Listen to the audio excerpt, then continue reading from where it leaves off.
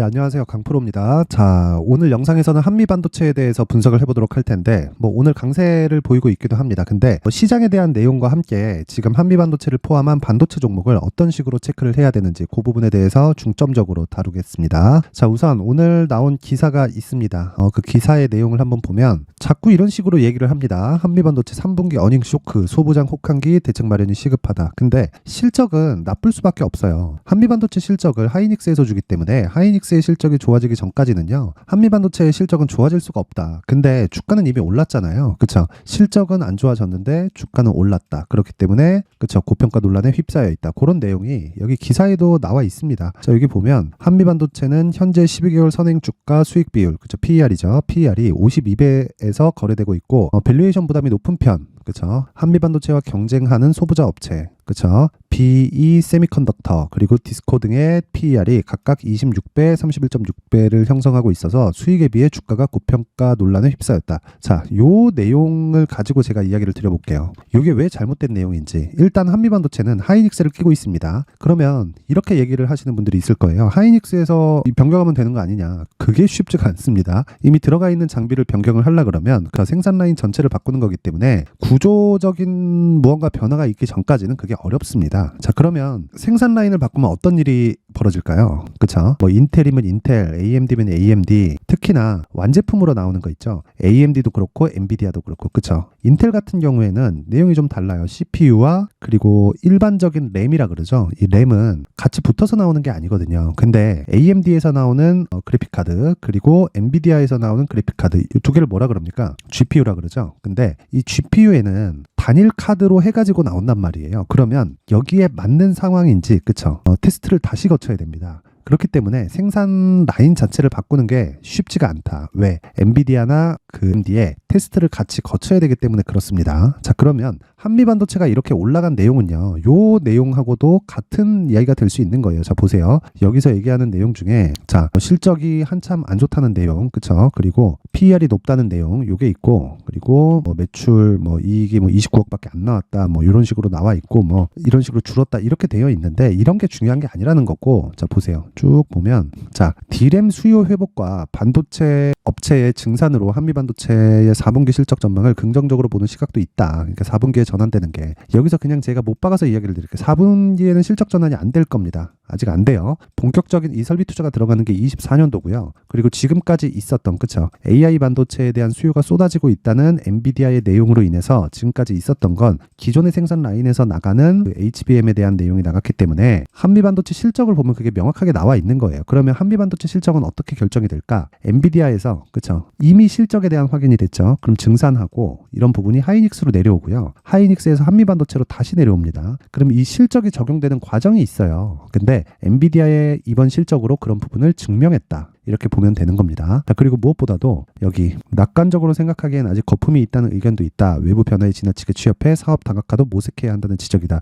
요거는 저는 그냥 이 주식 투자자라서 요렇게 보는 게 맞는지 틀린지 제 기준상에서는 틀린 게 맞습니다. 왜 그러냐면 반도체 업체에서 무슨 사업 다각화를 하죠? 2차 전지 관련된 장비를 만들까요? 그 자체가 아니라는 거죠. 그리고 기본적으로 한미 반도체에서 받고 있는 이익률 자체가 굉장히 높아요. 그렇죠. 자, 올해 들어서 여기 실적이 안 좋은데, 그렇죠, 매출 자체가 줄었는데도 불구하고 이익률이 9%가 찍혀 있습니다. 그리고 4분기에서 회복기를 타죠. 회복기를 타긴 타지만 22%까지 점프를 합니다. 자, 그러면 이게 단순히 한미반도체가 파트너 이상의 개념을 가지고 있다는 거예요. 자, 대기업에서 이런 마진을 허용해 줄 수 있을까요? 그렇죠. 이 자체가 어렵습니다. 그래서 지금 가격이 싸다고 볼 순 없다. 근데 그 싼 이유가, 그쵸, 미래 가치를 반영하면 싼 거지, 단지 올라온 것만으로도 이걸 가지고 문제 삼고 실적 대비 비싸다 이렇게 보는 것 자체가 문제가 있다는 거죠. 그리고 만약에 그런 게 맞다면 에코프로 같은 경우에는 150만 원까지 올라가지도 못했습니다. 물론 지금 빠지기는 했지만, 그쵸. 그러니까 그런 것들을 같은 관점에서 볼 필요가 전혀 없다는 거고, 지금 철저하게 가격에 집중해서 봐야 되고요. 그리고 무엇보다도, 자, 지금 여기서, 그쵸, 6만 원 후반대, 그쵸, 여기까지 올라와서 지금 횡보 구간을 거치고 있잖아요. 보통 6만 원을 돌파한 이 시점 자체가 8월 달이었습니다. 자, 근데 보세요. 9월, 10월, 11월. 그쵸? 11월 달에 반등이 나오긴 했지만 9월과 11월 달, 10월 달에 시장이 얼마나 안 좋았나요? 그쵸? 근데 이 한미 반도체를 포함해서, 자, 보세요. 하이닉스까지도 저가를 계속해서 높여 온 그런 상황이 벌어졌어요. 이건 시장의 판단입니다. 시장의 판단. 우리는 시장의 판단을 믿고 투자를 하는 거고, 그리고 그 내용에서 그쵸, 매수는 먼저 할 수 있지만 그 매수가 이어지면서 우리가 생각해야 되는 한 가지 내용은 딱 여기까지만 생각하세요. 매수를 먼저 하고, 왜? 신고가를 갔으니까. 그리고 신고가 이후에는 우리가 뭘 해요? 내용을 파악하는 겁니다. 그래도 늦지 않아요. 내용을 먼저 파악하잖아요. 그럼 매수를 못 합니다. 내용이 좋아지는 부분을 판단하면 이미 가격은 올라와 있기 때문에 그렇고요. 그런 부분을 토대로 하이닉스를 보면 그쵸, 이미 올라와 있는 상태에서 더 매수할 수 있겠지만 변동폭은 한미반도체에 비해서 적습니다. 그게 과거에도 그랬잖아요. 명확하게 나오는 내용이죠. 그쵸? 한미반도체 같은 경우에는 이미 신고가를 달성한 게 여기 3월달입니다. 3월달. 근데 하이닉스 같은 경우에 신고가를 달성한 게 언제죠? 5월, 6월이죠. 그쵸? 이때는 한미반도체가 그쵸, 100% 상승하는 구간에 딱 접어 들어와 있을 때고, 그 전부터 반도체에 대해서는 집중을 해야 된다. 그래서 제가 여기 소통방에서 계속해서 이야기를 드린 겁니다. 보세요. 한미반도체가 지금 65,000원 정도에서 등락 구간을 보이고 있는데 이미 자, 요 내용 한번 보세요. 여기 6월 2일 날이죠. 6월 2일 날 이미 ISC 매도분을 한미반도체로 이동을 했습니다. 그쵸? 매수 가격이 24,000원대에서 매수를 했고, 무엇보다 중요한 내용은 ISC를 제가 사전에 매수를 했다는 거예요. 5월 25일 날. 둘은 차이가 있는데 한미반도체 같은 경우에는 패키징 업체고요. ISC는 검사 장비를 만듭니다. 자, 두 가지 다 후공정이에요. 후공정인데 HBM 같은 경우에는 후공정이 굉장히 중요합니다. 기존에 있던 메모리를 층층이 쌓아가지고 만드는 방식이기 때문에 패키징을 잘해야 되고, 그 패키징한 내용을 테스트까지 거쳐야 돼요. 자, 이런 상황은 앞으로도 계속된다. 근데 제가 말씀드리고자 하는 내용은요, 지금 제가 반도체에 대해서 계속해서 좋다고 이야기를 드리고, 저는 어저께 같은 경우에는 AD 테크놀로지를 매수를 했는데 이게 반도체 구간에서 수급이 돌아요. 이렇게 돌면서 진행되기 때문에 그런 거고, 그리고 상대적으로 메모리 반도체가 상승폭이 지금까지는 더 컸고요. 비메모리 쪽은 상승폭이 메모리 반도체에 비해서는 더 조금 안 컸단 말이에요. 그래서 발생하는 내용이지, 지금 우리가 봤을 때 정말 이 반도체에 대해서 안 좋게 본다? 이 자체는 말도 안 되는 내용이다. 그러니까 여기서 나오는 이 기사대로 믿고 여기 너무 좀 안 좋은 거 아닌가. 그리고 이런 내용 있죠. 전방 산업에 지나치게 휘둘려서 사업 다각화가 필요하다. 아니 이게 말이 되는 내용입니까? 전방 산업에 당연히 휘둘리죠. 전방 산업에서 그쵸, 한미 반도체가 반도체를 만드는 기업이 아니에요. 반도체 장비를 만드는 기업이지. 근데 반도체를 만드는 기업이 될 수는 없습니다. 여기는 그냥 불가능한 영역이에요. 근데 엔비디아, AMD 이런 비메모리 업체는 그쵸, 아예 그냥 넘볼 수 없는 영역입니다. 그리고 여기서도 이걸 넘볼 수 없다 그래서 이런 기업이 될 수는 없죠. 근데 여기서 나오는 파생돼 있는 그 이익에 대한 규모가 어마어마합니다. 자, 생각해 보세요. 엔비디아가 그냥 가만히 있는다 그래서 제품 그냥 계속해서 팔리나요? 그게 아니란 말이에요. 엔비디아에서도 계속된 세대 교체를 만들어내야 되고, 세대 교체를 만드는 과정에서 그쵸, 메모리 반도체에 대한 수요는 계속될 거고요. 그러면서 삼성전자와 하이닉스의 사이클이 형성이 되는 거예요. 이렇게. 그쵸? 근데 거기서 새로운 사이클이 생겼다는 이야기를 제가 계속해서 드리고 있는 거고, 그런 내용으로 인해서 한미 반도체는 이미 저는 여기 요 구간에서 매수를 했는데 지금도 추가적인 상승이 가능하다. 여기서 더 빠지면 어떡할까요? 다시 말씀드립니다. 빠질 수 있어요. 빠질 수 있는데 그 빠지는 구간에 매수 구간으로 활용할 수 있는 작업이 필요한 겁니다. 그게 매매 전략이에요. 어느 구간에서 내가 물량을 조금씩 줄이고, 그쵸? 근데 기본 물량을 가지고 가되 물량을 조금씩 줄이고, 그쵸? 어느 정도 떨어졌을 때 내가 매수할 수 있는 그 구간을 잡을지, 요 내용이 중요한 거지. 반도체 업황 자체가 뭐 지금 나쁘다 그래서 매도해야 된다 그러면 이거를 뒤집어서 봤을 때 여기까지 올라온 것에 대한 이해 자체가 불가능하잖아요. 그쵸?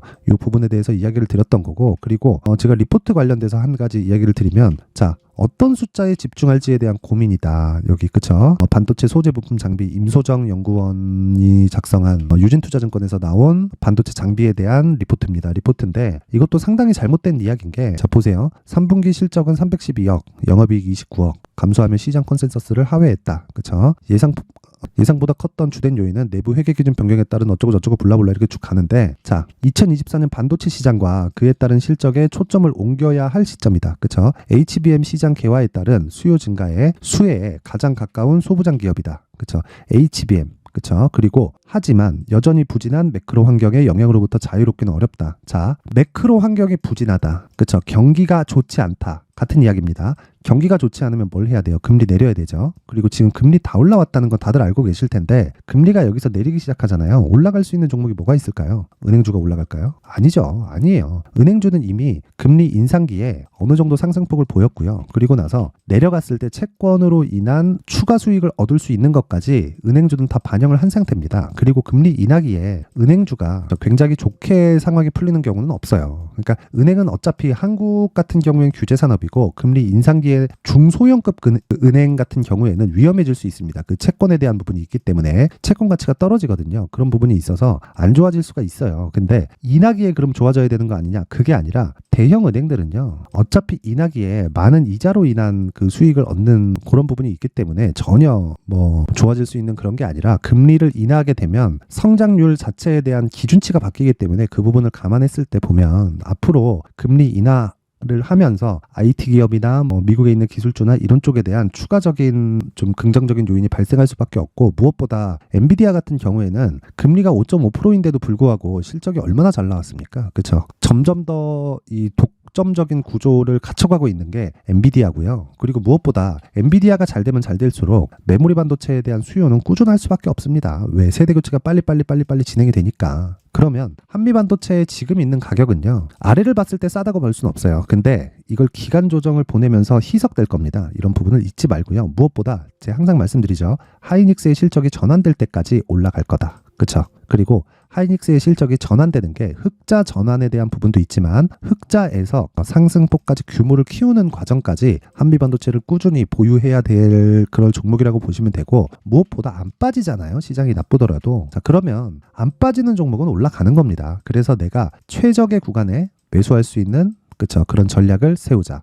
그래서 계속해서 말씀드리는 게 한미반도체의 가격 그리고 단기 보유 전략이고요. 단기 보유 전략은 2주 안에 내가 수익을 볼 수 있는 전략을 이야기를 드리는 겁니다. 자, 항상 제가 말씀드리지만 가격보다 중요한 건 없습니다. 가격, 내가 얼마에 잡는지에 따라서 수익이 결정되는 거기 때문에 가격보다 중요한 주식 투자의 내용은 없다. 그래서 가격에 집중하는 게 가장 중요하고요. 어떤 종목이든 신고가 이후에 내가 매매하는 습관을 기르자. 이건 한미반도체뿐만 아니라 애플, 테슬라, 뭐 엔비디아, 한국의 삼성전자까지도 다 동일합니다. 그쵸? 요 내용 절대 잊지 마세요. 자, 그런데 제가 요 내용까지 제가 영상에서 이야기를 드리면 너무 긴 이야기가 될 수 있기 때문에 그래도 여기 19페이지에 걸쳐서 제가 상세하게 준비를 해왔고요. 무엇보다 중요한 내용은 신고가에 대해서 이해를 하는 것, 그리고 신고가에 대해서 이해를 하고 가격을 체크하고 보유 전략으로 연결시키는 것. 그쵸? 요 부분이 가장 중요하다고 이야기를 드리고요. 그리고 그 가격을 어떻게 잡을지에 대한 부분을 제가 내용을 준비해 왔으니까 그래도 최소한의 성의를 보여주시는 분들에 한해서만 제가 한미반도체의 가격 그리고 단기 보유 전략을 공유해 드리도록 하겠습니다.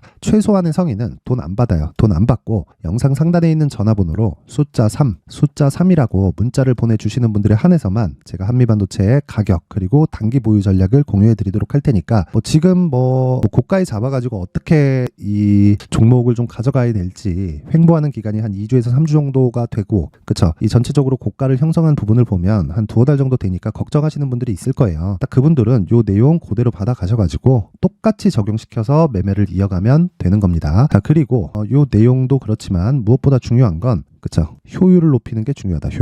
효율은 그쵸? 지속된 단기 매매를 이어가는데 그 단기 매매도 무조건 신고가 종목만을 공략을 하는 겁니다. 자, 그래서 오늘 같은 경우 계속해서 이 반도체 관련돼서 이야기를 드리고 있고 그러고 있지만 오늘 같은 경우에도 계속 제가 매매를 하고 있는 건 자, 여기 시초가에 진행하는 단타입니다. 단타. 자, 11월 24일 오전 8시 44분이죠. 이 내용 한번 보면 칩스 엔비디아. 이것도 역시 반도체입니다. 근데 오늘 9%대 상승 구간에 들어왔습니다. 그리고 시가, 그쵸. 마이너스 0.38%, 0.38%고 고가 15.4%입니다. 15.4%. 그러면 저가 대비해서 고가까지 몇 프로가 나오죠? 대략 한 15% 이상이 나오죠. 근데 지금 종가 대비해서 한 9% 정도 수익 구간에 있습니다. 9에서 한 10% 정도 나오는데 이렇게 매매를 제가 할 수 있는 이유는 아직까지 보유 중이고요. 그리고 시가에 진행하는 그쵸? 8시 44분이니까 장 시작 전이잖아요. 그쵸? 여기서 시장가 매수하라는 건 시가에 잡겠다는 거죠. 이렇게 시가에 매매를 한다는 건 그쵸. 장중 저가에 잡겠다는 거고, 그 장중 저가의 기준치는, 그쵸. 신고가 기준이 되고요. 무엇보다 종가에 매도를 합니다. 만약에 상한가를 가잖아요. 그러면 하루 더 보유한다. 이 부분 잊지 마시고, 근데 그 기준이 되는 건 신고가다. 그래서 오늘도 10% 정도의 수익 실현에 성공이 유력합니다. 뭐 종가까지 봐야겠지만 아직까지 장중이니까 그런 부분을 뭐 몇 프로 봤다 이렇게 얘기하기는 좀 빠르고요. 어쨌든 그래서 내가 뭐 이런 이 매매하는 과정에서 뭐 심리가 안 잡히고 좀 어렵다, 그쵸, 간절하다 하시는 분들은 여기 소통방으로 입장을 하시면 되고, 강프로의 무료 소통방 입장 방법은 영상 상단에 있는 전화번호로 참여라고 문자를 보내주시는 분들에 한해서만 제가 소통방 입장 링크를 순차적으로 공유를 해드리도록 하겠습니다. 시청해주시는 모든 분들이 여기 신고가 매매를 다 익혀서 정말 큰 수익 나는 매매를 하셨으면 좋겠고요. 무엇보다 신고가 말고는 주식시장에서 중요한 게 없습니다. 가격 반영이 제일 빠르기 때문인데 이런 부분에 대해서 꼭 한번 익히셨으면 좋겠습니다. 자, 이번 영상은 여기까지 하겠고요. 한미반도체 그냥 섣부르게 매도할 종목이 아닙니다. 반드시 보유하고 가셔야 되는 종목이니까 너무 걱정하지 마시고 반드시 가격대에 대해서 파악하고 있자. 오늘의 핵심 내용입니다. 자, 이제 23년도 다 끝나가지만 매매를 하시면서 스트레스를 받으시는 분들이 있을 수 있습니다. 시장이 항상 그렇긴 하지만 그래도 제 구독자분들과 시청해주시는 분들을 위해서 앞으로 차기 주도주가 될 수 있는 대시세 종목을 준비를 해왔습니다. 단타나 짧은 수익만을 쫓다 보면요, 잦은 손절로 계좌가 망가지는 건 순식간이고요. 그만큼 수익하고는 거리가 멀어지겠죠. 장기간 유지하기가 어렵기 때문입니다. 결과적으로 주식시장에서 돈을 벌기 위해서는요, 어떤 계기를 만들어야 되는데 그 계기는 한 종목에 비중을 실어서요, 수익을 보는 것 말고는 없습니다. 쓸데없이 잦은 매매를 하지 말라는 이야기고요. 그리고 한 종목에 비중을 실을 수 있어야 된다는 겁니다. 그런데 이 비중을 실는 과정에서 성장 산업군에 대한 이해가 필요하다는 겁니다. 이 부분을 반드시 기억을 하셔야 돼요. 자, 이런 성장 산업에 대한 구조와 제가 앞서 말씀드렸던 신고가 그리고 선반영 구조에 대해서 이해를 했을 때 이런 매매를 할 수 있게 됩니다. 2월 7일 강프로의 대시세 종목으로 에코프로 매수가는 17만원 이에서 진행이 됐고요. 그리고 목표가는 50만원부터 자율 매도 구간으로 잡았죠. 예상 수익 범위가 200% 이상으로 되어 있는데 신고가 이후에 선반영 평균치가 200% 이상이기 때문에 그렇습니다. 자, 그런데 에코프로가 2차전지 양극재 기업이죠. 2차전지 양극재는 친환경이라는 범주 안에 속해 있다고 보시면 됩니다. 근데 제가 항상 이야기를 드리죠. 시세는 항상 연결된다고요.